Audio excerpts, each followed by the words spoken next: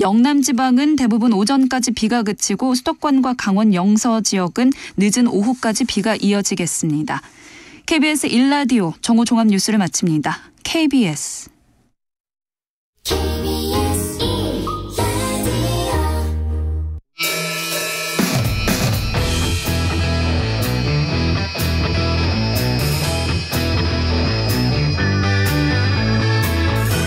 정관용의 시사본부.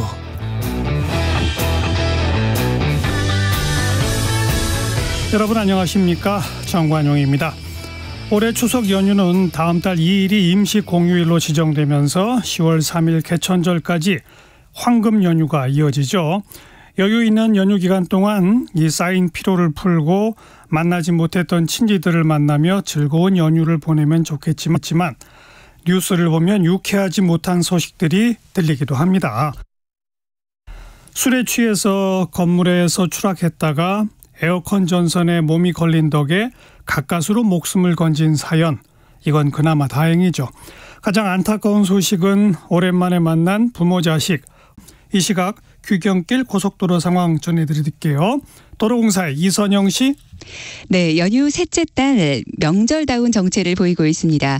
12시 출발 기준 소요시간 부산 요금소에서 서울 요금소까지 7시간 10분 예상되고요.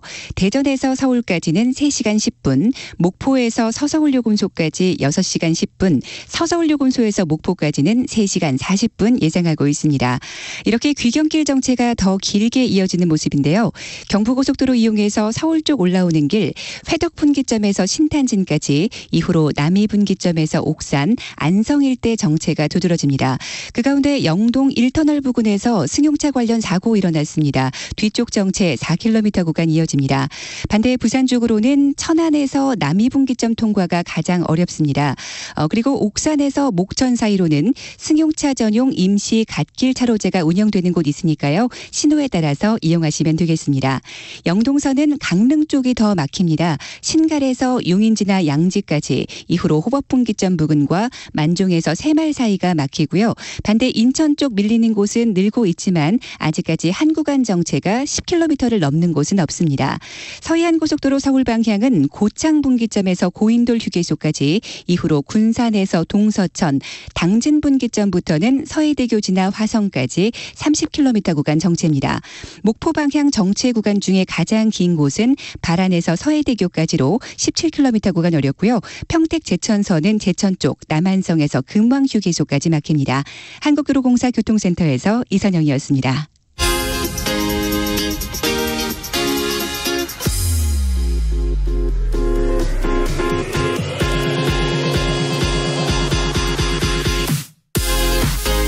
대한민국 시사의 중심. 토요일, 일요일 낮 12시 10분. KBS 1라디오 정관용의 시사본부. 주간 뉴스 브리핑입니다. 일요일에 만나는 곽지연 리포터. 이번 주는 토요일, 오늘도 함께하죠. 곽지연 리포터 어서 오세요. 네, 안녕하세요. 이재명 대표 구속영장 법원에서 기각됐죠? 네, 그렇습니다. 이 소식부터 알아보죠. 네, 이 영장 기각 소식이 전해진 거는 지난 27일 수요일입니다. 새벽 2시 20분쯤이었고요. 이 결과는 예상보다 빨리 나왔습니다. 이 법원은 기각 이유를 892자로 의외적으로 약간 길게 밝혔습니다. 그러니까 우선 이 백현동 개발 의혹, 그리고 쌍방울 그룹 대부 송금 의혹과 관련해서 이 혐의의 다툼의 여지가 있다고 지적을 했고요. 이 백현동 의혹은 이 대표가 성남도시개발공사를 이 사업에서 배제시키는 데 관여했다는 의심은 들지만 이 직접 증거가 부족하다고 판단했습니다. 또 이 대부 송금 의혹은 이 대표가 인식하거나 공모하거나 관여했는지에 대해 다툼 여지가 있다고 밝혔고요. 예. 그러니까 이 두 사건 모두 이 검찰의 혐의 입증이 부족하다는 겁니다. 그렇죠. 예, 이 검찰이 심혈을 기울여서 소명한 증거 인멸 우려 역시 인정되지 않았습니다. 예, 백현동 의혹의 경우에는 이 자료가 이미 충분히 확보됐다는 취지로 염려가 없다고 판단한 거고요. 이 대북선거 의혹은 이 대표가 증인 회유에 직접 개입했다고 단정하기 어렵다고 봤습니다. 구속영장 기각된 후에 이 서울 구치소에서 나온 이재명 대표, 사법부를 향해서 거듭 감사하다, 이런 말 전했습니다. 이재명 민주당 대표의 소감 들어보시죠. 인권의 최후 보루라는 사실을 명징하게 증명해 주신 사법부에 깊은 감사의 말씀을 드립니다.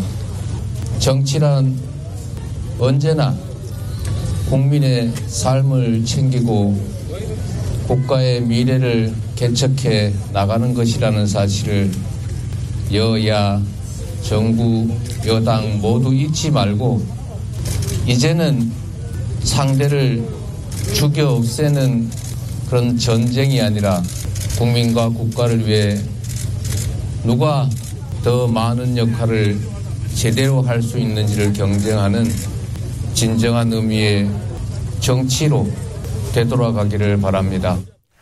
검찰은 아주 강하게 반발하고 있죠? 네, 그렇습니다. 처음부터 무리한 수사가 아니었냐는 비판까지 나오자 이 한동훈 장관은 수사의 중간 과정일 뿐이라고 말을 아꼈고요.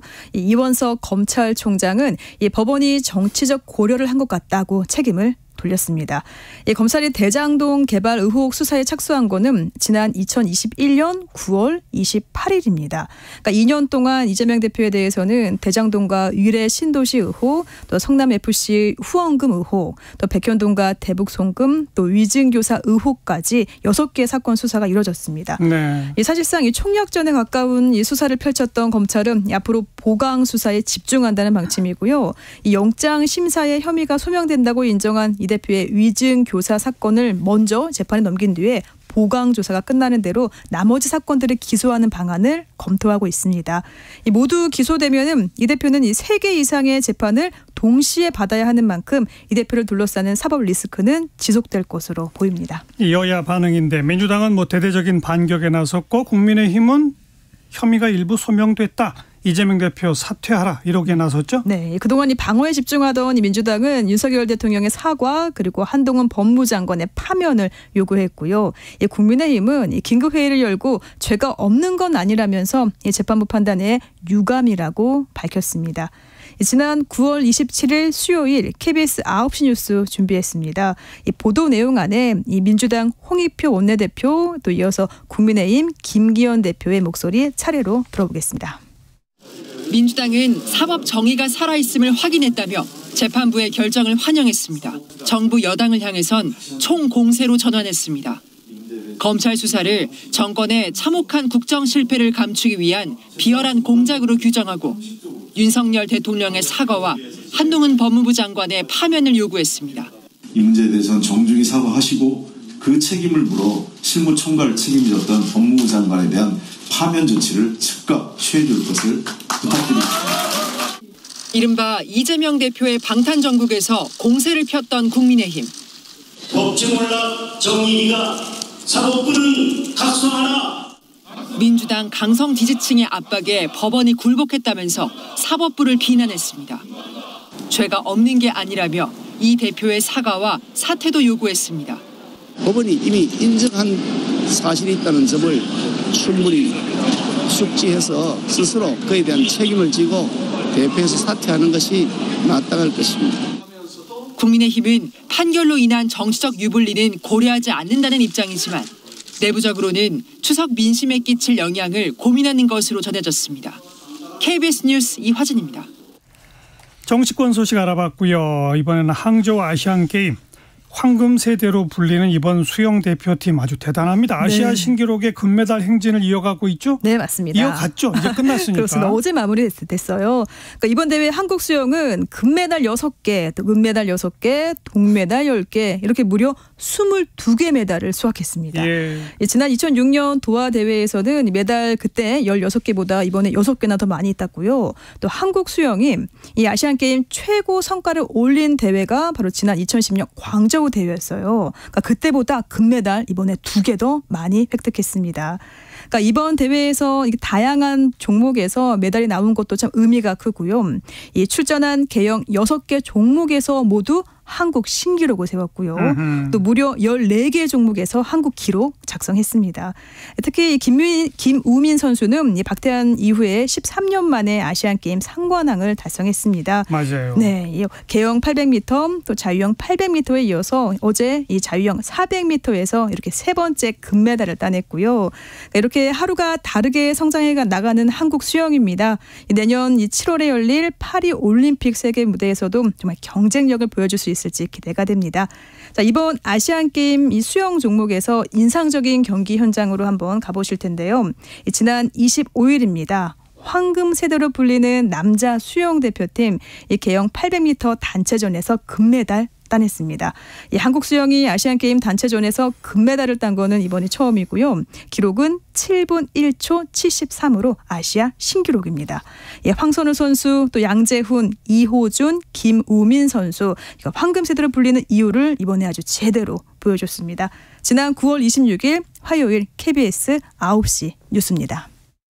주로 세 번째 영자로 나서던 양재훈을 1번으로 배치한 작전은 주요했습니다. 양재훈은 맏형답게 첫 200m를 자신의 평소 기록보다 약 2초나 앞당기며 추격에 발판을 놨습니다. 격차만 벌려주지 않으면 충분히 가능합니다. 2위까지 올라왔습니다. 스포트가 좋은 이호준이 나섰고 300m 지점에서 1위로 치고 나갔습니다. 그리고 김우민의 폭발적인 여경과 에이스 황선우의 압도적 레이스는 갈수록 격차를 벌렸고 7분 01초 73 아시아 신기록과 금메달로 이어졌습니다. 금메달! 대한민국 계영 800m 새로운 금메달을 획득합니다. 마지막 영자였던 황선우는 모든 것을 쏟아부은 듯 경기 후 인터뷰 구역에서 털썩 주저앉기도 했습니다. 고맙다고 얘기해주고 싶고 정말 여기 멤버들이 너무 앞에 잘해줘서 선두로 들어왔으니까 처음부터 레이스를 올려서 마지막에 정말 좋게 살기로 온 것 같아요. 1번부터 4번까지 갈수록 빨라지는 영자를 배치하면서 뒤처지지 않는 레이스를 하겠다는 치밀한 작전의 결과였습니다. 아시안게임 사상 첫 수영 단체전 금메달을 합작한 대표팀은 시상식 가장 높은 곳에 올랐습니다. 항저우에서 KBS 뉴스 허솔지입니다. 네, 7분 01초 73이 아니고 73입니다. 7분 01초 73. 네.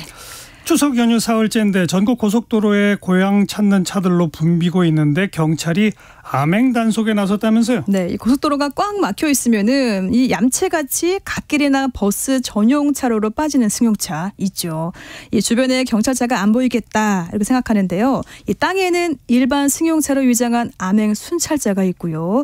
이 하늘에는 경찰 헬기가 지켜보고 있습니다. 네. 이 승차 인원 의무를 어긴 얌체 운전자도 있습니다. 이 버스 전용 차로는 이 승합차 6명 이상이 타야 되는데 이를 어기면은 벌점 30점에 범칙금 6만 원이 부과됩니다.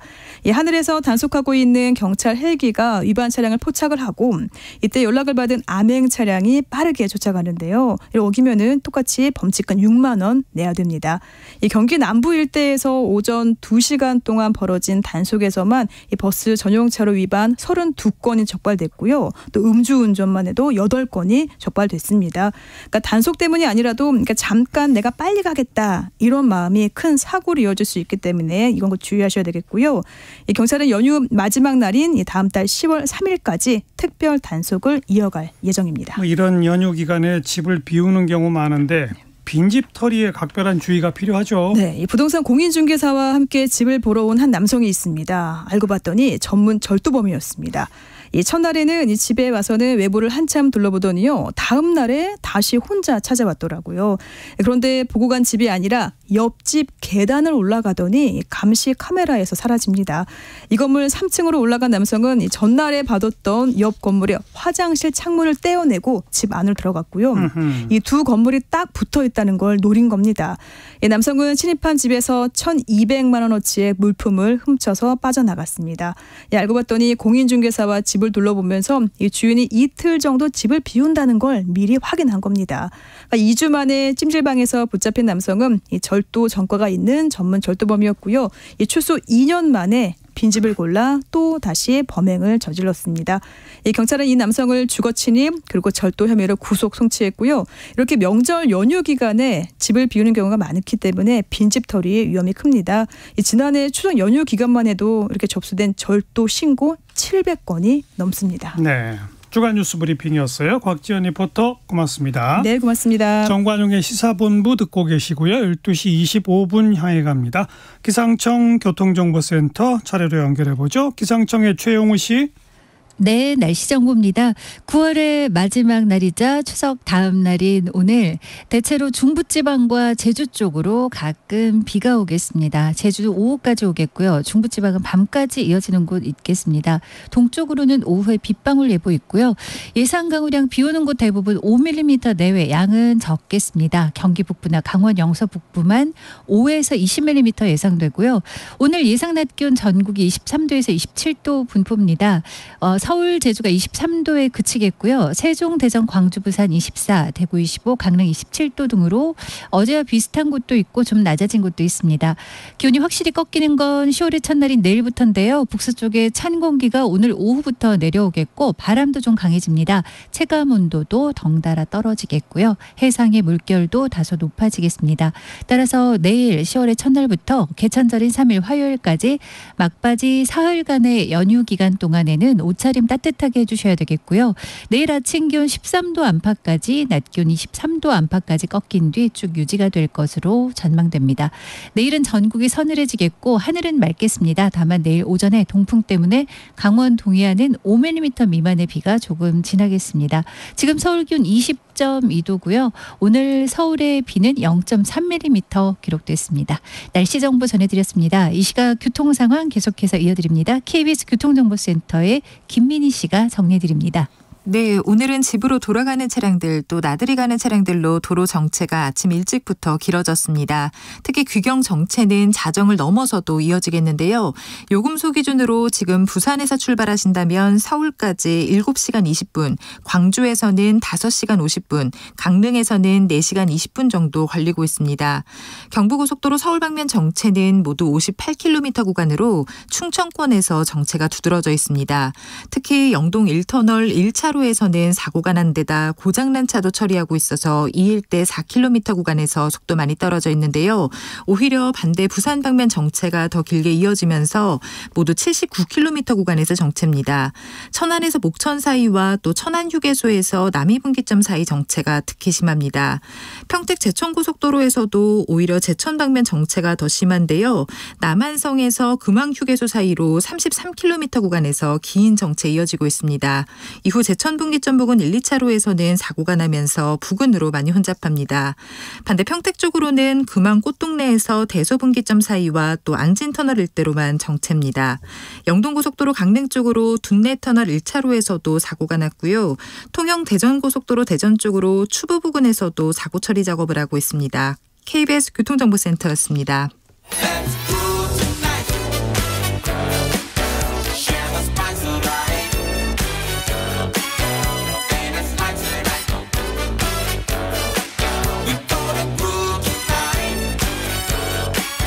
MC 정관용 KBS 1라디오 정관용의 시사본부 들어보면 달라요. 한 주간 북한 관련 소식 알아보는 남북의 창입니다. 통일연구원의 조한범 선임연구위원 안녕하세요. 안녕하세요. 북한이 최고인민회의를 열어서 핵 무력 강화 정책을 헌법에 명시했어요. 헌법에 명시한다는 게 어떤 의미입니까? 보통 기존에 또 이제 북한 헌법에 핵 보유국이라는 단어는 들어 있었거든요. 예. 그런데 이제 이번에는 핵무력의 지위, 그다음에 이제 핵무기 개발의 활동 원칙, 그다음에 핵무기 발전을 고도화한다 이런 내용들. 그러니까 핵무기의 지위, 위상, 그다음에 이제 사용 범위 이런 것들을 헌법에 명시를 한 거거든요. 구체적으로. 예, 이런 나라, 이런 체제는 뭐 북한이 유일하고요. 예. 보통 일반적으로는 뭐 핵무기는 사실 거의 중진국 수준의 기술만 가지면 다 만들 수 있거든요. 예. 근데 이제 안 만드는 이유는 가지고 있어봐야 의미가 없고, 특별히 이제 그런 위협적인 내용들을 명시하는 건 이제 다른 나라들을 자극할 수 있거든요. 그렇기 때문에 전략적 모호성을 유지하는데 북한은 지난해 9월 이제 핵무력 정책 법에 이어서 헌법에까지 세세한 내용들을 지금 명문화 시켰기 때문에 예. 이 상황에서 사실 이 대화를 통한 비핵화 이런 얘기가 참 무색해지는 그런 상황이네요. 예. 법률에 이어서 헌법에까지 명시하는 거를 그 배경 이유를 뭐라고 설명합니까? 일단은 이제 본인들은 이제 자위적이다. 한반도 그다음에 이제 이 글로벌 안보의 평화적인 목적으로 사용한다. 이렇게 얘기를 하면서 예. 이제 그 이유는 바로 이제 한미의 위협 때문에 어쩔 수 없는 자유적인 수단이다. 이제 이렇게 말하고 있는데요. 예, 예. 그런데 이제 그 얘기가 과거에는 북한은 이제 핵 문제는 북미 간의 문제다. 그리고 한반도에서는 핵을 사용하지 않는다. 그리고 같은 민족에게 핵 총구리를 겨누지 않는다. 이런 입장이었는데요. 그랬었죠. 근데 이제 지난해 9월 법부터는 한반도에서 쓴다. 그리고 이번 헌법에도 영토 완정이라는 표현이 들어가 있거든요. 그거는 이제 한반도의 적화 통일을 의미하는 거거든요. 그렇죠. 그런 상황에서도 핵을 쓰겠다고 지금 얘기를 하고 있기 때문에 예. 북한의 핵 전략이 근본적으로 달라졌다 이렇게 봐야죠. 네. 그리고 김정은 위원장은 이 반미 연대를 위한 외교 활동을 적극적으로 펼치겠다. 이런 방침을 재확인했다고요? 이제 지금 신냉전이라는 표현을 이번에 또 썼어요. 예. 그러니까 신냉전 구도가 현실화됐다. 지금 이런 표현. 지난해 12월에 제일 처음으로 김 위원장이 신냉전 구도로 현 국정세를 규정을 했거든요. 왜냐하면 지금 북한은 고립돼 있기 때문에 신냉전이면은 중국과 러시아 그다음에 미국과 대립 관계에 있는 세력들과 북한이 네트워킹을 할 수 있거든요.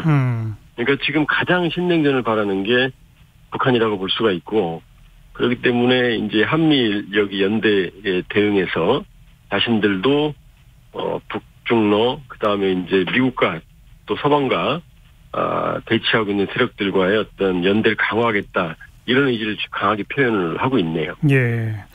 자 그리고 지난 7월에 공동경비구역 견학하다가 갑자기 월북한 주한미군 그 트래비스 킹 2병. 근데 북한이 중국으로 추방했어요. 아무 조건도 없이.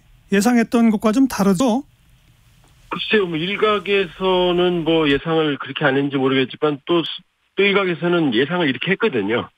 왜냐하면 냉전 체제 때는 이제 북한으로 들어간 미국인들을 체제선전에 이용을 했는데요. 예. 냉전 해체 이후에는 뭐 자신들이 반체제 반국가 사범으로 어떤 이 처벌을 한 사람들을 제외하고는 한국인이든 미국인이든 이 월북하거나 이런 사람들을 모두 돌려보냈어요. 그리고 이제 그 방식도 이 중국으로 추방하는 형식을 취했거든요. 예. 그렇기 때문에 이번에도 동일하게 이번은 매우 신속합니다. 한 70여일 만인데 이달 초에 이미 석방 의사를 발통으로 보여지거든요. 그러면 처음부터 억류할 생각이 없었다. 그래서 형식적인 조사를 끝내고 코로나로 인한 국경 봉쇄를 해제한 상황에서 곧바로 돌려보낸 것 같고요. 아무 조건은 없었다고 그러지만은 보통의 경우에는 이제 그 실제 트래비스 킹 이병 혹은 뭐 다른 미국인들이 그쪽에서 이제 거주하고 거기서 먹고 입고 쓴 그런 비용들은 실무적으로 받는 경우도 있거든요. 그러나 어쨌든 다른 어떤 정치적인 조건이나 이런 것은 없었던 걸로 지금 미국 당국이 얘기를 하고 있네요. 그동안 해오던 정책의 연장선상이다 이 말씀인데 그러면 뭐 특별히 미국한테 무슨 신호를 보낸 것도 없는 거네요.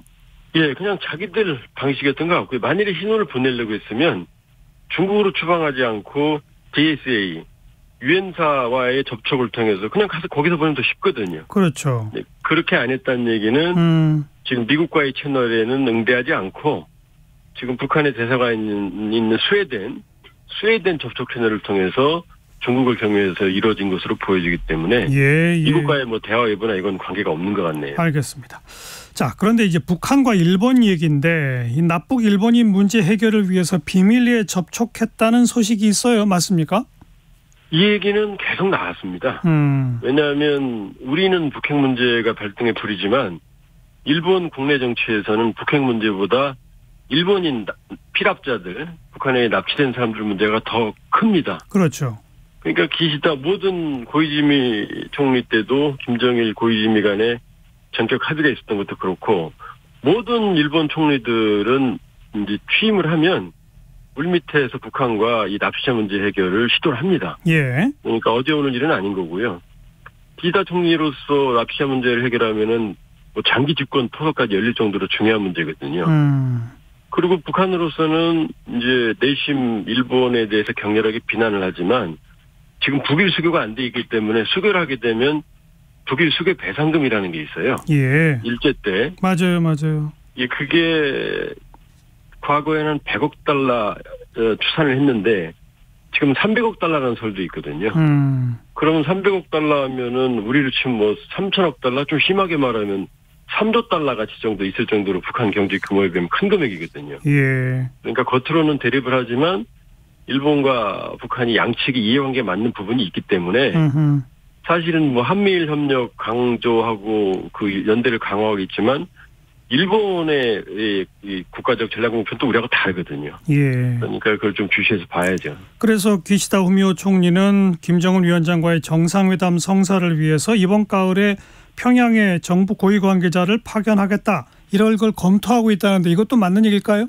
그거 아마 뭐 진심일 거예요. 왜냐하면 그렇게 되면 일본으로서는 납치자 문제를 해결하고 북일 관계를 개선하면 한반도에 대한 영향력이 커지거든요. 그렇죠. 한일 관계도 있고 또 북일 관계, 일북 관계도 있기 때문에 그렇게 보면 사실은 일본이 제일 불안해할 때는 자기들을 배제하고 남북 관계가 좋을 때 굉장히 불안해하거든요. 예. 그렇게 보면 일본으로서는 남북 분단 체제에서 남북을 공동으로 관리하는 게 사실은 가장 일본 국익에 맞다고 판단을 하니까 예. 북일 관계, 일북 관계 개선 지속적으로 노력을 하고 있는 거죠. 네.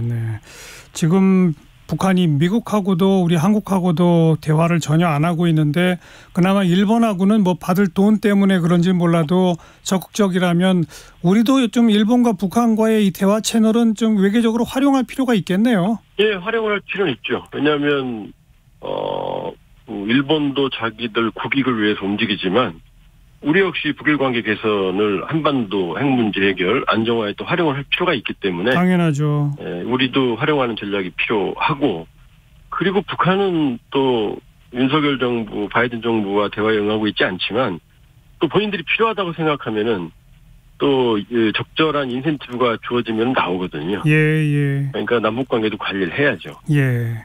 참 일본도 한미일의 철저한 공조 강화 이런 노선을 밟으면서도 또 북한하고 얘기할 건 얘기하고 뭐 이런 그 투트랙 전략은 누구나 다 필요한 거죠. 외교적으로는. 예, 그렇죠. 외교는 사실은 이 감정도 아니고요. 예. 또 외통수라는 게 없어요. 그러니까요. 오로지 국익만 있는 거고 동맹 한미일 연대도 목표가 그게 아니고 대한민국의 국익을 실현하는 수단이 한일 관계, 한미 동맹 또 한미일 협력이거든요. 예. 그러니까 우리도 오로지 국익을 보고 가야 되는 거죠. 그러니까 우리도 이 북한과의 대화 창구도 계속 좀 열어두고 적극적으로 접촉을 해야죠. 근데 뭐 북한이 지금 일절 응하지 않으니까 걱정 아닙니까? 자, 지금 창의적 대안이 필요하죠. 예. 네, 지금 우리나라는 긴 추석 연휴 보내고 있는데 북한은 추석을 어떻게 보내요? 북한도 추석하면은 이제 성묘하는 날입니다. 예. 그래서 송편도 만들어 먹고요. 그런데 이제 그 하루만 쉽니다. 절 연휴가 아니고요. 그리고 성묘를 가더라도 자기 지역이 아닌 다른 곳에 있는 그 묘소에 성묘를 갈 때는 또 통행증이 필요하거든요. 그렇죠. 올해는 또 특별히 이동을 통제를 하는 바람에 좀 원성이 많다고 그러거든요. 그래서 뭐 식량도 부족하고 물가도 오르고 좀 고단한 추석을 보내고 있는 걸로 알려져 있네요. 예. 근데 딱 하루만 쉬어가지고 좀 먼 거리에 있는데 성묘 통행 허가증이 있어도 갔다 오기 힘들겠어요. 교통사정도 안 좋잖아요. 보통 걸어다니죠. 그러니까 뭐 사실상 멀리 있다면 뭐 있는 집을 제외하고는 이동할 수도 없고요. 예. 어느 정도 거리가 돼도 걸어가면 좀 있으면 이제 경운기 정도 타고 가는 정도인데. 그러니까 우리하고는 좀 완전 문화가 다르죠. 추석도 하루 쉬고 뭐 설날도 하루 쉬고 그렇습니까? 예, 그런 이제 설날은 이틀 쉬고요. 그리고 이제 그것도 이제 그때 노동당 당의 결정에 따라 달라집니다. 달라져요? 예, 달라져요. 그리고 이제 정해진 날은 빨간 날은 있는데 이제 특별 휴가라고 그래서 이제 늘리기도 하고 줄이기도 하고 그러거든요. 예. 이번은 추석은 하루고요. 그런 고유 민속 명절을 이제 우리는 제일 최대 명절로 치는데 북한은 민속 명절은 뭐 길어야 이틀 하루. 그렇다면 북한 최대 명절은 역시 뭐 김일성 생일, 뭐 김정일 생일 이런 겁니까? 왜냐하면 이제 쉬는 날도 중요하지만요. 예. 북한은 이제 공급, 배급이라고 그래서 특별 배급이 나와야 명절이거든요. 예. 그러니까 뭐 식용유나 사탕이나 과자나 돼지고기나 뭐 소고기는 뭐 구경할 수는 없고요. 예. 그런 게 나와야 이제 명절 기분이 나는데 그게 이제 그 태양절 사이로 그다음에 김정일 생일, 광명 생일 2월 16일 이제 아직 1월 8일로 추정되는 김정일 위원장 생일은 아직 명절은 아니고요. 김정은. 예, 김정은. 예. 김일성, 김정일 생일이 최고 명절이죠. 그때 이제 특별 배급이 나오니까요. 네. 요때는 그래도 며칠씩 쉽니까? 아니면 이때도 하루나 이틀입니까? 예, 그때도 뭐 하루나 이틀이고요. 그런데 이제 그때는 이제 결정이 이제 며칠씩 쉬게 해지는 경우가 많죠. 그러면 우리처럼 뭐 기본적으로 민속 명절하면 3일에다가 토요일, 일요일 합치고 하면 막 5, 6일씩 쉬는 이런 거는 북한에선 기대하기 쉽지 않겠군요. 그런 사례가 전무하죠, 현재까지. 전무하다? 네. 예. 알겠습니다. 여기까지 통일연구원의 조한범 선임연구위원 고맙습니다. 예, 고맙습니다.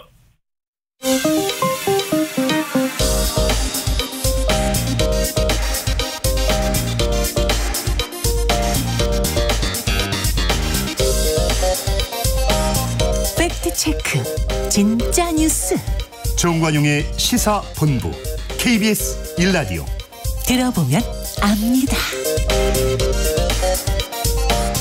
한 주간 국제뉴스 알아보는 움직이는 세계입니다. 서울신문의 송현서 기자 안녕하세요. 네, 안녕하세요. 일본 원전 오염수 2차 방류가 곧 다가오죠? 다음 달 5일입니다. 다음 달 5일에 2차 방류를 시작할 예정이고요. 도쿄전력은 28일에 1차 방류 때와 마찬가지로 오염수 7,800톤을 다음 달 5일부터 약 17일 동안 방류한다고 발표했습니다. 1차 방류 종료 후에는 설비 시설 등을 점검을 해봤는데 큰 문제가 나오지 않았기 때문에 다음 달 3일부터 방류 준비를 시작하고 5일부터 방류합니다. 일본 정부와 도쿄전력은 내년 3월까지 오염수 31,200톤을 방류하기로 했는데 이건 후쿠시마 원전에 보관된 오염수의 약 2% 정도밖에 안 됩니다. 네, 얼마 전에 방사성 핵종 검출됐다 뭐 이런 얘기가 있던데요. 네, 맞습니다. 탄소14나 세슘 137 같은 방사능 핵종이 검출된 게 사실입니다.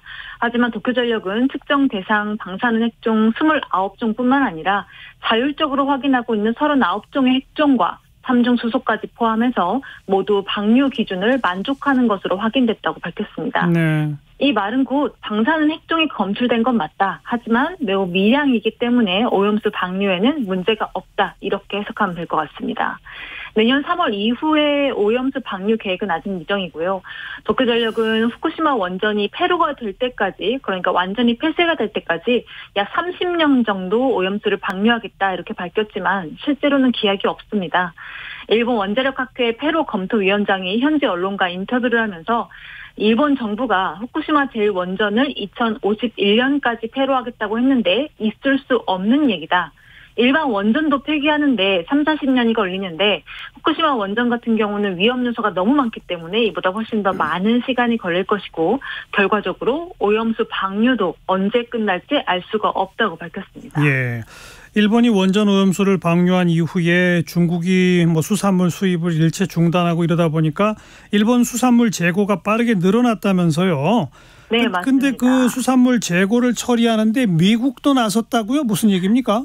네, 일본 현지 언론 보도에 따르면 조일 미국 대사관이 일본 농림수산성과 함께 일본 수산 가공품의 새로운 유통 경로를 마련할 수 있도록 지원하겠다고 밝혔습니다. 그러니까 일본이 원전 오염수를 해양 방류하기 이전까지 일본산 가리비 대부분이 중국에 수출이 먼저 되고 거기서 껍질을 벗겨내는 가공을 통해서 미국으로 재수출이 되었었거든요.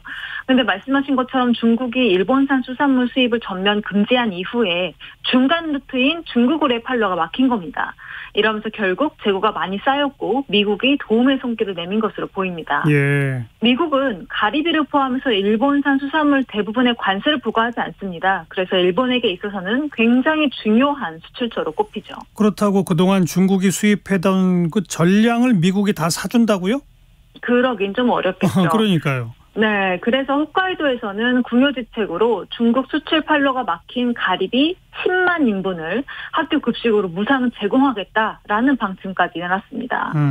그럼에도 불구하고 사실 가리비 가격이 하락하는 건 좀 막을 길이 없어 보입니다. 이미 7월에 비해서 8월에 이 가리비 가격이 소폭 하락한 상황이고요. 일각에서는 이미 무상으로 가리비가 풀린 상황인데 다시 가격이 상승하기는 어렵지 않겠느냐라는 암울한 예측도 하고 있습니다. 여기에 가리비를 현재 보관하고 있는 창고 비용까지 늘어나면서 현지 일본 어민들의 부담은 더 커지고 있습니다. 네, 일본 어민들에게는 분명히 타격이 크군요. 맞습니다. 다음 미국 소식인데 버락 오바마 전 대통령의 아내죠. 미셸 오바마가 대선 후보로 나올 수도 있다면서요?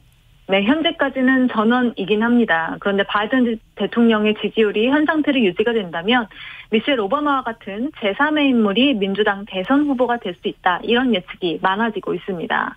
2008년에 미 대선에서 공화당 존 맥케인 대통령 후보의 러닝메이트였던 사라 페일린이 최근에 자신의 SNS에 바이든은 이미 아웃이 됐다. 그래서 미셸이 대선 후보가 될 것이라고 생각한다. 이렇게 주장을 했고요. 또 2016년에 공화당 대통령 후보 경선에 나왔던 텍사스주의 상원 의원도 바이든 대통령이 대선 후보에서 중도 사퇴할 것이고 이 경우에 미셸이 민주당 후보로 영입될 가능성이 있다. 이렇게 밝혔습니다. 아하. 이런 주장을 하는 사람들의 대부분 공통점을 보면요. 일단 미셸이 민주당 대선 후보가 되면 당이 결집할 수 있다고 믿고 있고요. 또 아프리카계 미국인 여성표를 모을 수 있다고 보고 있습니다. 미셸 오바마가 현재 부통령인 카말라 해리스나 잘 알려지지 않은 다른 민주당 의원들보다 훨씬 높은 지지를 받을 것이다. 이런 예측이 많은데 미셸 오바마 본인은 대선에 출마할 일이 절대 없을 것이다. 라고 밝힌 상태죠. 본인은 부인하는데도 자꾸 이름이 거론된다는 얘기는 현 바이든 대통령의 지지율이 너무 떨어져 있다 이거죠? 맞습니다. 월스트리트저널과 ABC 방송이 함께 진행한 최근 여론조사를 보면 바이든 대통령의 국정 지지율은 37%로 나타났습니다. 식료품 가격이나 에너지 가격에 대해서 부정적으로 평가하는 국민이 압도적으로 많았는데 실생활 물가에 그만큼 국민들의 불안이 커져 있다는 걸 의미합니다. 예. 민주당 선영의 응답자들 가운데 62%가 바이든 대통령이 아니라 다른 사람을 후보로 내야 한다 이렇게 답하기도 했습니다. 반면에 트럼프 전 대통령은 사법 리스크에도 불구하고 여전히 공화당 내에서 대세론을 이어가고 있습니다. 공화당 응답자 가운데 54%가 트럼프 전 대통령을 대선 후보로 지지한다고 밝혔고요. 론 디센티스 플로리다 주지사가 15%로 뒤를 잇고 있는데 격차가 굉장히 큰 상황이죠. 54대 15. 맞습니다. 그리고 트럼프 전 대통령이 아닌 다른 사람은 후보로 내야 한다는 답변이 43%이긴 했지만 그래도 여전히 공화당 성향 응답자 가운데 절반 이상이 트럼프 전 대통령을 대선 후보로 지지하고 있습니다. 특히 이번 조사에서는 응답자의 74%가 바이든 대통령이 연임을 하기에 너무 늙었다고 생각한다라고 생각하는 것으로 조사가 됐습니다. 예. 그리고 미국 그 예산안 통과 여부 현재 셧다운 위기 직전이라면서요? 네, 직전입니다. 미국 의회가 현지 시간으로 29일에도 예산안 난국을 해결할 방법을 찾지 못하면서 연방 정부가 업무를 중단하는 셧다운 사태가 불가피하다는 우려가 커지고 있습니다. 일단 셧다운을 피하려면 의회가 내년도 회계 연도가 시작되는 10월 1일 전에 정부 예산안을 동의해서 처리를 해야 됩니다. 근데 시한을 불과 지금 하루 이틀 안겨둔 상태인데 그 가능성이 희박해지고 있는데요. 일단 하원 공화당을 이끌고 있는 케빈 메카시 하원 의장이 주도한 임시 예산안이 하원 본회의에 상정됐지만 결국 부결이 됐습니다. 예. 사실 하원은 공화당이 차지하고 있기 때문에 공화당 자력으로도 처리가 가능하긴 합니다. 그런데 공화당 내 강경파 21명이 반대표를 던지면서 결국 메카시 의장의 발목을 잡았습니다. 메카시 의장이 강경파를 설득하기 위해서 국방이라든지 국토 안보, 재난구호 이런 일부 기능을 제외한 정부 지출을 약 30% 삭감을 하고 또 국경 통제 통제를 강화하는 내용의 예산안을 던져보기는 했습니다. 예. 그런데 강경파가 여기에 만족하지 못했고 결국 21명이 반대표를 던진 거죠. 그럼 민주당 쪽 분위기는 어때요? 민주당도 이번 예산안에 문제가 있다고 지적하고 있습니다. 그런데 조 바이든 대통령과 메카시 의장이 올해 5월에 합의한 지출 예산안이 있었거든요. 그런데 이 합의안보다 정부 예산을 더 줄여서 이 각종 복지에 나가는 돈을 삭감했다는 이유로 지금 하원 민주당도 전원이 반대표를 던진 상황입니다. 예. 일단 협상 시간을 벌기 위해서 10월 한 달 동안 정부를 운영할 수 있는 이 필요 예산을 임시 예산안에 담아놨었는데 이번 임시 예산안이 부결이 됐기 때문에 셧다운은 거의 확실해진 상태입니다. 만약에 현지 시간으로 10월 1일에 셧다운이 시작이 되면 필수 업무를 하는 공무원은 무급으로 일을 해야 하고요. 나머지 공무원들은 무급 휴직에 들어가기 때문에 정부 기능이 일부 정지될 수밖에 없습니다. 현역 군인인 130만 명은 무급으로 일을 해야 하고요. 또 재외 공간 같은 국가안보 관련 기관은 계속 운영이 되긴 합니다. 또 항공 운항에 필요한 관제사나 공항 보안 검색 직원도 무급으로 일을 해야 하는데요. 셧다운이 장기화되면 운항에 차질이 예상이 되고 있는 상황입니다. 무급으로 일한다고 했지만 이게 그동안의 임금을 아예 못 받는 게 아니라 나중에 예산안이 통과되면 좀 맞습니다. 나중에 받긴 받는 거죠? 네, 받을 수 있습니다. 네. 문제는 이 무급 휴직으로 들어가서 행정 업무에 공백이 생기는 거, 이게 문제로군요. 맞습니다. 자, 러시아 소식인데 푸틴의 정적으로 꼽혀왔던 러시아 야당 지도자 알렉세이 나발리 모든 혐의에서 유죄 판결이 났어요. 네, 러시아 야권 지도자죠. 알렉세이 나발리가 최근 재판에서 항소가 기각되면서 징역 19년형을 선고받았습니다. 나발리가 지난 8월에 극단주의 단체를 만들고 해당 단체의 자금을 활동 자금으로 지원한 혐의를 받고 이제 재판을 받았었는데 당시에 징역 19년형을 선고받았고요. 나발리 측이 항소를 했지만 법원이 받아들이지 않으면서 이 19년형이 확정이 됐습니다. 그런데 나발리가 이미 사기나 법정 모독 등의 혐의로 11년 6개월형을 선고받고 복역 중이긴 상태이기 때문에 30년이 넘는 형기를 채워야 하는 그런 상황에 처해 있습니다. 네, 이 나발리가 과거에 독극물 때문에 목숨을 잃을 뻔했던 바로 그 사람 맞죠? 맞습니다. 푸틴 대통령의 최대 정적으로 꼽히는 야권 지도자입니다. 2011년 당시에 창설한 반부패 재단을 통해서 러시아 정부와 고위 관리들 그리고 푸틴 대통령의 비리를 폭로하면서 푸틴과 계속 각을 세워왔던 인물이고요. 말씀하신 것처럼 2020년 8월에 이 비행기에서 독극물 증세를 보이고 이제 쓰러진 뒤에 독일로 이송돼서 치료를 받았는데 당시에 확인된 바로는 신경작용제인 노비촉에 노출됐던 것으로 확인이 됐죠. 예. 그리고 이후에 7일 동안 의식불명 상태에 빠졌다가 간신히 정말 목숨을 건졌는데 이후에 러시아로 송환돼서 지난해 1월에 체포가 됐습니다. 나발리는 모든 혐의가 자신에 대한 정치적인 핍박이고 허위로 조작이 됐다 이렇게 주장하고 있는데요. 러시아 사법당국은 절대 그의 주장을 받아들일 것으로 보이지 않습니다. 사실 나발리가 옥중에서도 러시아의 우크라이나 침공을 굉장히 강하게 규탄을 했고요. 이 푸틴 대통령의 개인 재산이나 비리 등을 폭로하는 행동을 적극적으로 해왔는데 사실 러시아 법원이 이 나발리에게 30년이 넘는 징역형을 선고한 것 자체가 탄압이다라는 국제사회 비난이 끊임없이 이어지고 있습니다. 예. 그래서 유엔도 러시아 정부의 야권 탄압 수준이 매우 심각하다라는 지적까지 내놓았는데 그만큼 푸틴의 독재 정권이 심각한 수준으로 가고 있다 이렇게 해석이 됩니다. 예. 서울신문 송현석 기자 고맙습니다. 감사합니다. 네. 추석하면 떠오르는 노래 가운데 하나입니다. 나훈아의 고향역 잠깐 들으시고 1시 2부에 다시 옵니다.